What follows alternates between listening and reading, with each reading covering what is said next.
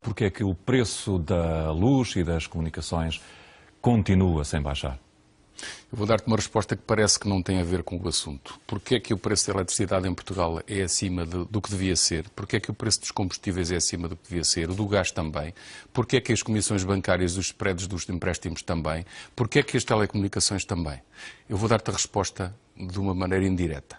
Nós temos que ver quem é que beneficia com todo este mercado que está protegido. Não funciona em concorrência.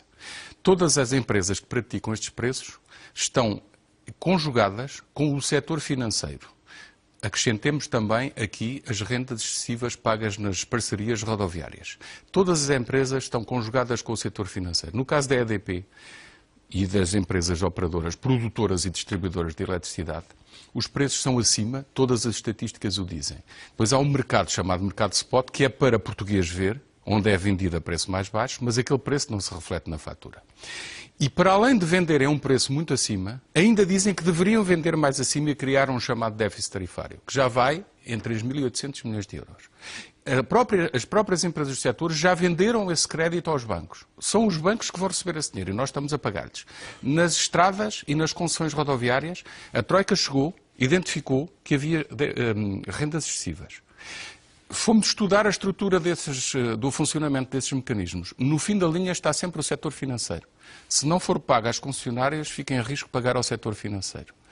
A verdadeira história que está por trás disto é que o último beneficiário é o setor financeiro e enquanto o Governo não disser assim, quem manda no país não são meia dúzia de banqueiros e os presidentes das grandes empresas que estão no PSI 20, na Bolsa, quem manda no país não são eles, isto não muda. E a Troika está a fazer de ingênuo em vários mercados. Eu digo isto com toda a clareza e conhecimento que tenho do assunto. Porquê? Porque os membros da Troika, tudo o que eu estou a dizer está no primeiro relatório da Troika, tem quase 2 anos. Não estou a inventar nada. E é por alguma razão que nós temos dito isto ao longo dos anos e ninguém nos contesta, porque está lá escrito. A Troika chegou e viu. E a Troika disse o seguinte: nos mercados de eletricidade e de combustíveis e outros, temos que fazer entrar mais operadores para fazer mais concorrência e baixar os preços. E somos ingênuos. E o governo português também é.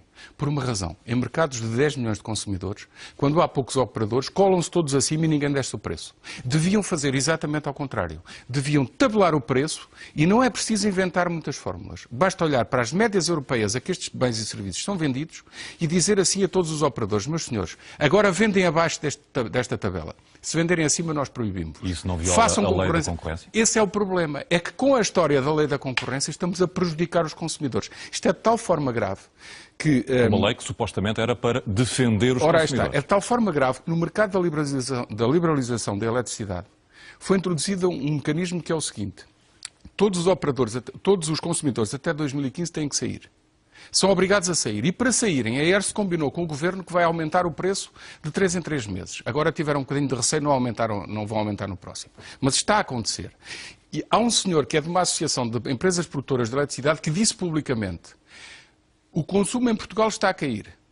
Como cai e as empresas fizeram os seus investimentos, têm na mesma que ter o seu retorno. E, portanto, o preço tem que subir. Disse isto publicamente, ninguém o contestou. E, portanto, tudo isto é uma grande hipocrisia, alimentada por um setor que se fechou sobre si próprio. A Troika chegou, viu que isto tinha que mudar e ninguém toma a decisão fundamental, que é, em lugar de liberalizar, dizer assim: temos que tabelar e só vendem abaixo. Não têm coragem. Isto só vai ser conseguido se a opinião pública for tão forte que, em vez de andarmos todos a discutir que o Estado se endividou muito e que agora é preciso mudar de política porque o desemprego está a subir, devemos dizer todos assim: nós, portugueses, estamos a pagar para um setor ou vários setores que não sentem a crise, que continuam a cobrar como se não houvesse crise. E o país assiste a isto impávido e sereno. Um senhor António Borges, um senhor economista que nós sabemos que é liberal, aqui há dias disse assim, em Castelo Branco: andamos todos a proteger os grandes grupos, vivem juntinhos com o Estado. E isto já vem desde o tempo de Salazar. Isto está cada vez pior. E agora eu pergunto-me assim: quando nós discutimos e vemos notícias a dizer que o governo tem que ser modelado, aparece sempre a figura do ministro, Álvaro Santos Pereira. Sabes porquê, Bento? Porque ele tem uma equipa que está a tentar cortar isto. E os lobbies de que falámos querem deitá-lo abaixo. Esta é a verdadeira história. Vejam, portugueses, o que está a acontecer com o facto de não se conseguir cortar 250 milhões de euros por ano nas estradas, nas concessões rodoviárias, nas rendas da eletricidade, que foi dito que se ia cortar 1.800 milhões de euros. Não se percebem que se cortou, porque se está a ver que não se conseguiu. E que lobbies são esses, José Gomes? São estes todos, destas empresas todas, que estão enquistadas nestes setores e que cobram muito mais do que deviam. Repara nos combustíveis líquidos. Olha para as estatísticas da própria Autoridade da Concorrência, que diz assim: combustíveis em Portugal são vendidos sem impostos, retirando a parte dos impostos, são vendidos em Portugal a 3 a 4 cêntimos acima da média europeia gasolina e gasóleo. São mais de 200 milhões de euros por ano que são retirados à economia para favorecer estas empresas. O Governo disse assim: arranjaram uma desculpa que foi dizer que havia aditivos para poderem vender mais caro. Já se percebeu que tecnicamente a alternativa não é grande coisa. Ou melhor, tudo o que não tem aditivos também funciona e faz andar os carros. Como não querem vender sem aditivos, nós, Governo, vamos potenciar essa rede low cost.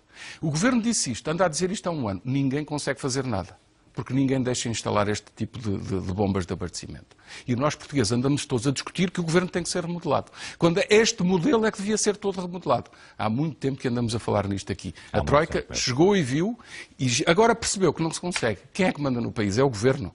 Parece-me que, infelizmente, não é. Nem somos nós todos e devíamos ser.